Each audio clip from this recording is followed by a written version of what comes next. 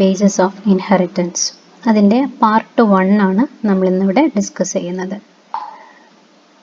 ആദ്യത്തെ പാർട്ടിൽ DNA സ്ട്രക്ചറാണ് നമുക്ക് പഠിക്കാനുള്ളത്. DNA എന്ന് പറഞ്ഞാൽ DNA is deoxyribonucleic acid. രണ്ട് തരം റൈബോന്യൂക്ലിക് ആസിഡ്സ് നമ്മൾ പഠിച്ചിട്ടുണ്ട്. അതിൽ DNA-യും RNA-യും നമുക്കറിയാം. DNA എന്ന് പറഞ്ഞാൽ deoxyribonucleic acid ആണ്. ഇനി ഈ DNA-യുടെ സ്ട്രക്ചറിൻ്റെ ഏറ്റവും പ്രധാനപ്പെട്ട പെക്യുലാരിറ്റീസ് എന്താണെന്ന് നോക്കാം. ഡബിൾ സ്ട്രാൻഡഡ് ആയിട്ടുള്ള ഹെലിക്സ് ആണ്. രണ്ട് സ്ട്രാൻഡാണ് ഈ DNA-ക്ക് ഉണ്ടാവുക. Composed of 2 polynucleotide chains. രണ്ട് പോളിന്യൂക്ലിയോടൈഡ് ചെയിൻസ് കൊണ്ടാണ് ഉണ്ടാക്കിയിരിക്കുന്നത്. ഇനി എന്താണ് ഓരോ ന്യൂക്ലിയോടൈഡ് എന്ന് പറഞ്ഞാൽ? ഒത്തിരി ന്യൂക്ലിയോടൈഡ്സ് ജോയിൻ ചെയ്തതാണ് പോളിന്യൂക്ലിയോടൈഡ് എന്ന് പറഞ്ഞാൽ.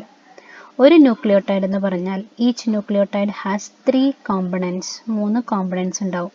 എ നൈട്രോജനസ് ബേസ് ഉണ്ടാവും, എ ഡീഓക്സിറൈബോസ് അല്ലെങ്കിൽ പെൻഡോസ് ഷുഗർ. പെൻഡോസ് എന്ന് പറയാൻ കാരണം 5 കാർബൺ മോളിക്യൂൾസ് ആണ്. And A phosphate group.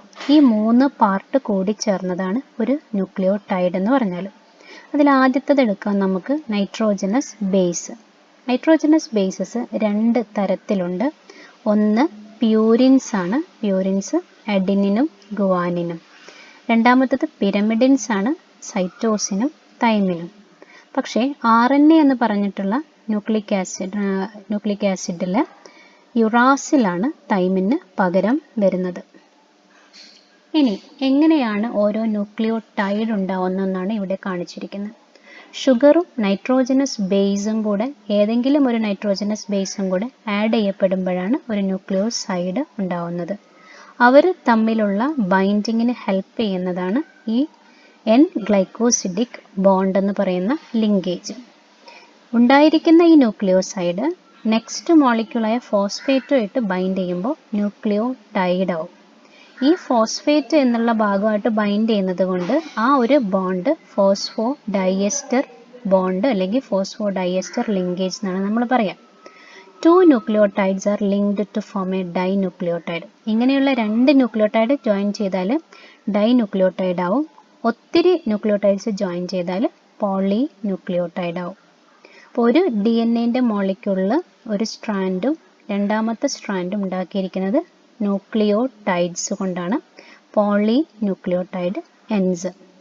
The polynucleotide chain has 5' end of the sugar, a free phosphate moiety, and at 3' end a OH group.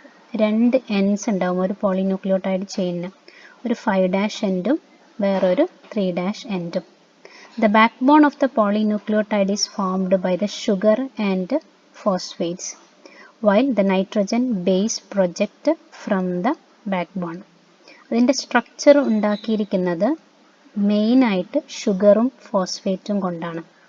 അതിൻ്റെ ഉള്ളിലേക്കാണ് nitrogen bases project ചെയ്ത് ഇരിക്കുന്നത്.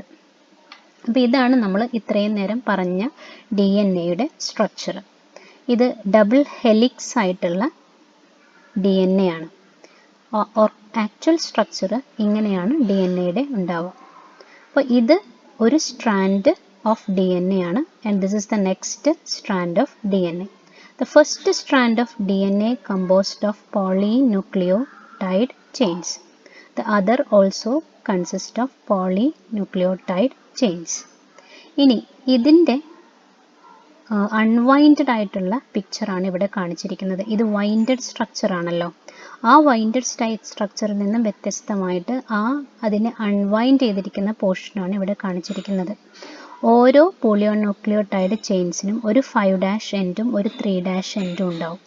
Just opposite ഡയറക്ഷനിലായിരിക്കും അടുത്ത polynucleotide ചെയിൻസിൻ്റെ movement, 5' to 3'.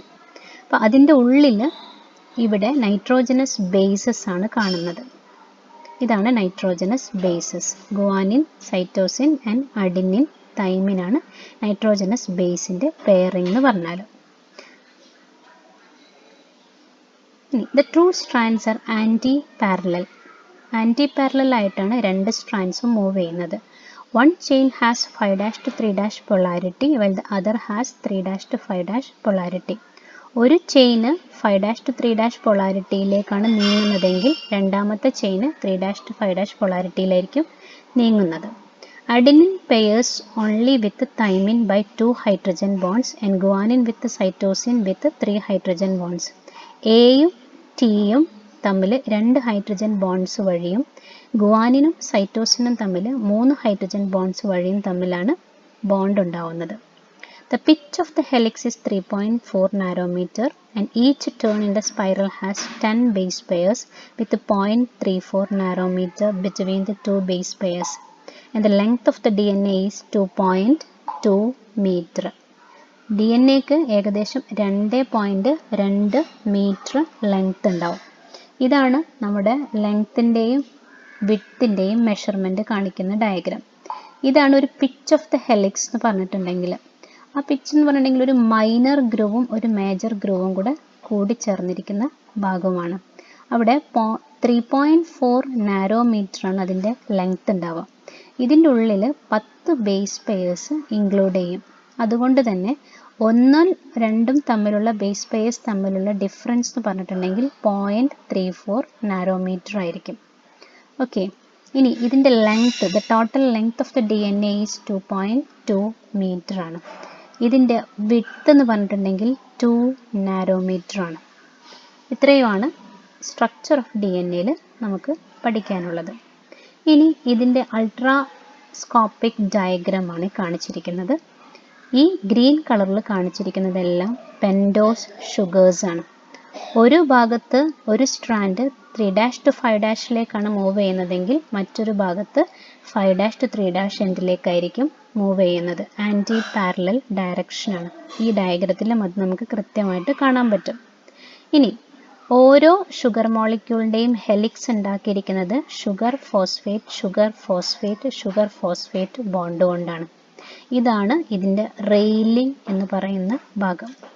ആ റെയിലിങ്ങിൻ്റെ ഇടയിലേക്ക് അതിൻ്റെ steps ഉണ്ടാക്കിയിരിക്കുന്നത് nitrogenase base കൊണ്ടാണ്.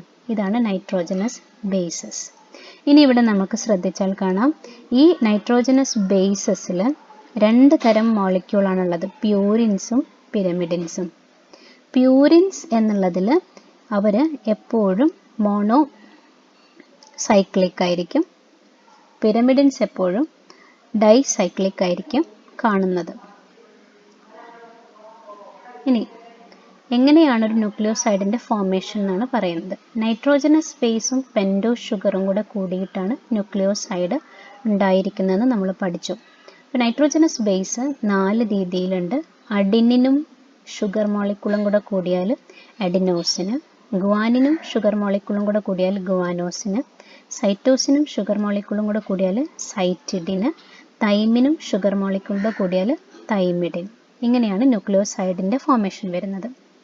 ഇനി ഈ ന്യൂക്ലിയോസൈഡും ഫോസ്ഫേറ്റും കൂടെ ജോയിൻ ചെയ്തിട്ടാണ് ന്യൂക്ലിയോടൈഡ് ഉണ്ടാവുന്നത്.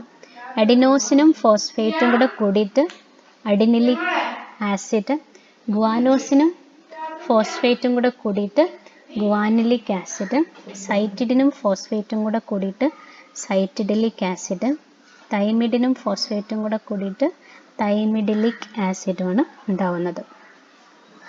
ഇത് ഓരോന്നിൻ്റെയും പിക്ചറാണ്.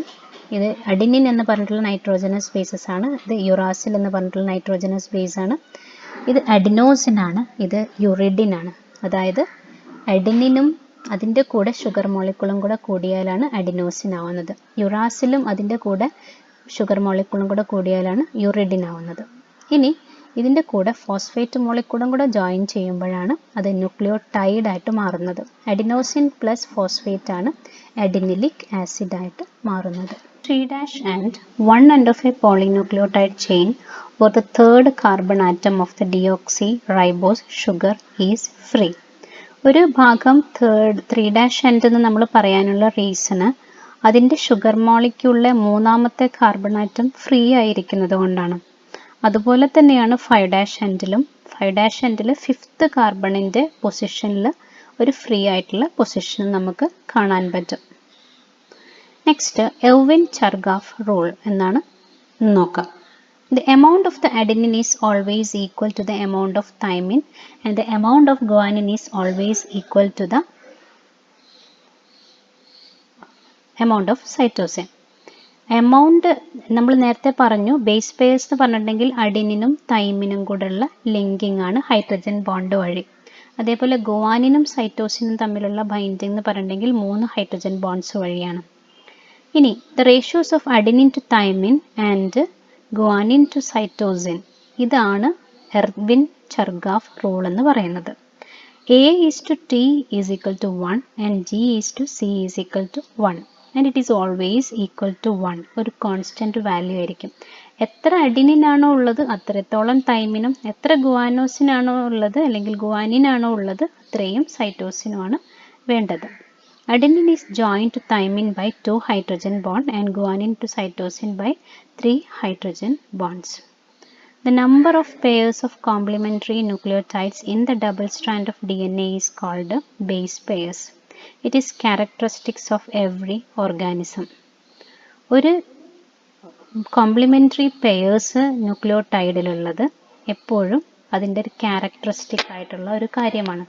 ഏത് ചെറിയ ഓർഗാനിസം മുതൽ വലിയ ഓർഗാനിസം വരെ എടുത്താലും അതിൻ്റെ മുകളിൽ ഓരോ ബേസ് പെയേഴ്സ് ഉണ്ടാവും. ഇപ്പോൾ ഹ്യൂമൻ ബീയിങ്സിലാണെങ്കിലും ഏറ്റവും ചെറിയ ബാക്ടീരിയ പോലെയുള്ള ഓർഗാനിസത്തിലാണെങ്കിലും അതിന് DNA-യിൽ ബേസ് പെയേഴ്സ് ഉണ്ടാവും.